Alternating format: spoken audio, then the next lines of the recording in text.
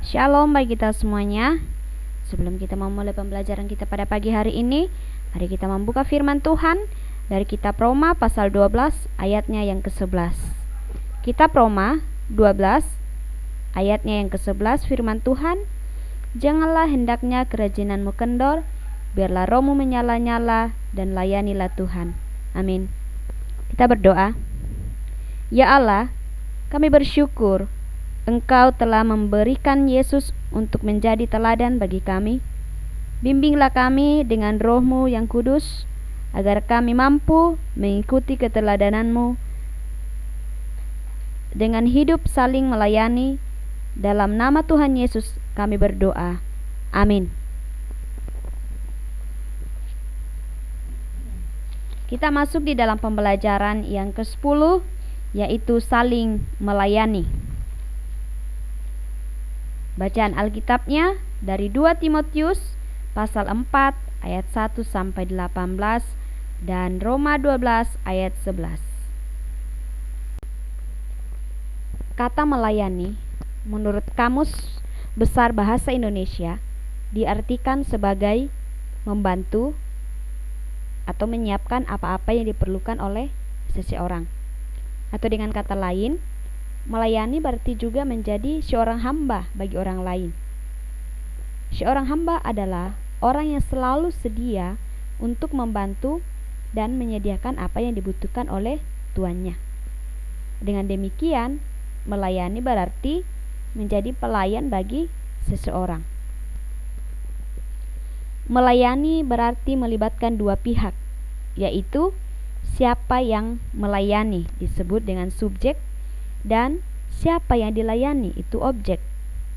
Misalnya, pelayan toko yang melayani pembeli disebut sebagai subjek dan pengunjung toko disebut sebagai objek. Yosua menjadi abdi Musa, melayani dan menyediakan keperluannya. Itu kita bisa baca dalam Keluaran 24 ayat 23.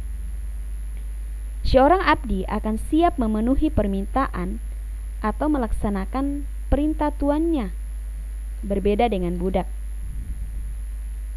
Onesimus adalah budak Filemon. Onesimus tidak dapat menentukan apapun untuk dirinya sendiri, karena Filemon yang berkuasa atas dirinya. Hidup matinya ada di tangan Filemon, tuannya. Onesimus harus mau melakukan apapun yang diinginkan Filemon, sekalipun harus sampai mati. Samuel melayani Tuhan sejak kecil. Ia tidak menjadi budak, tetapi menjadi pelayan. Stefanus dan 6 temannya,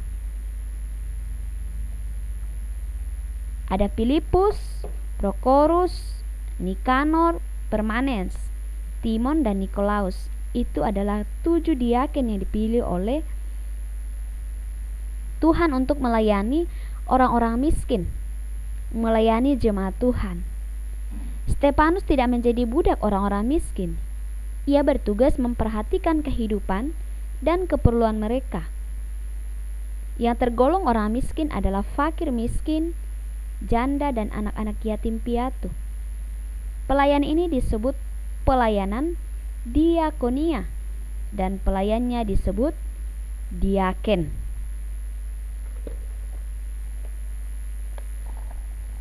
Setiap murid Tuhan adalah pelayan Tuhan tanpa terkecuali. Setiap orang Kristen adalah pelayan, termasuk guru dan peserta didik. Setiap orang mengaku pengikut Kristus adalah pelayannya, anak-anak ataupun orang dewasa. Semua adalah pelayan Kristus. Yang terbesar adalah yang mau menjadi pelayan, bukan orang yang dilayani. Matius 20 ayat 26 bagian B.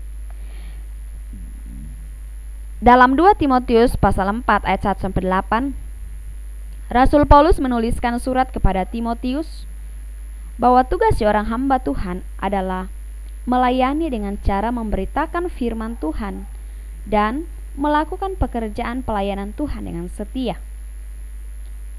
Paulus kemudian menyebutkan 5 pesan kepada Timotius yang semuanya berkaitan dengan tugas Timotius untuk melayani, mengajar, dan berkhotbah. Yang pertama, beritakanlah firman Tuhan. Firman di sini berarti Injil atau seluruh pesan atau ajaran untuk pengikut Kristus. Yang kedua, siap sedia. Baik atau tidak baik waktunya artinya terus giat melakukan kegiatan meskipun ada perlawanan atau tantangan. Yang ketiga, nyatakanlah apa yang salah, berarti memberitahu orang-orang bahwa mereka salah atau menegur. Tegurlah berarti mengungkapkan rasa sangat tidak setuju terhadap tindakan atau kelakuan seseorang yang tidak baik. Nasihatilah dengan segala kesabaran dan pengajaran, berarti meminta dengan sungguh-sungguh atau menghibur atau memberi semangat dengan perkataan maupun perbuatan. Nah, Rasul Paulus menasihatkan kepada Timotius supaya dapat melayani dengan baik. Ada 4 hal yang harus diperhatikan. Yang pertama, kuasailah dirimu, yaitu perintah untuk mengendalikan diri, baik dalam berkata-kata maupun dalam bertindak atau berbuat. Sabarlah menderita, artinya tetap sabar dan tidak takut ketika mengalami kesulitan. Lakukanlah pekerjaan pemberita Injil, artinya tugas utama pemberita Injil adalah memberitakan Injil atau kabar baik kepada orang yang belum percaya supaya menjadi percaya. Yang keempat, tunaikanlah tugas pelayananmu, berarti mengerjakan sesuatu sampai tuntas. Nah, dalam pembacaan kita tadi dalam Roma 12 ayat 11, janganlah hendaknya kerajinanmu kendor. Nah, ungkapan ini dapat diterjemahkan bekerjalah dengan rajin, jangan malas. Atau dalam kalimat negatif disebut janganlah bersikap malas, melainkan bekerjalah dengan rajin.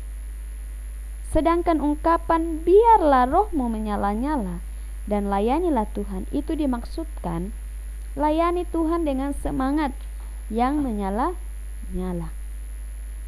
Kita harus melayani karena Yesus telah memberi teladan bagi kita dalam hal melayani, yaitu dengan memberi dirinya untuk menghapus dosa-dosa kita. Pelayanan kita lakukan merupakan bentuk ungkapan syukur atau tanda terima kasih kita atas keselamatan yang sudah kita terima dari Tuhan melalui pengorbanan Yesus di kayu salib. Itulah alasan mengapa kita harus melayani. Setiap pelayan yang melayani tuannya akan menerima upah seperti yang ditulis dalam 2 Timotius 4. Kita pun demikian, upah yang diberikan tak lain adalah mahkota kebenaran dari Tuhan bagi setiap pelayannya yang setia. Amin. Nah, tugas kita pada pagi hari ini terdapat dalam buku LKS halaman 89 sampai dengan halaman 92. Sekali lagi dari buku LKS halaman 89 bagian lembar keterampilan dan lembar pengetahuan. Tetap semangat, Tuhan Yesus memberkati kita semua.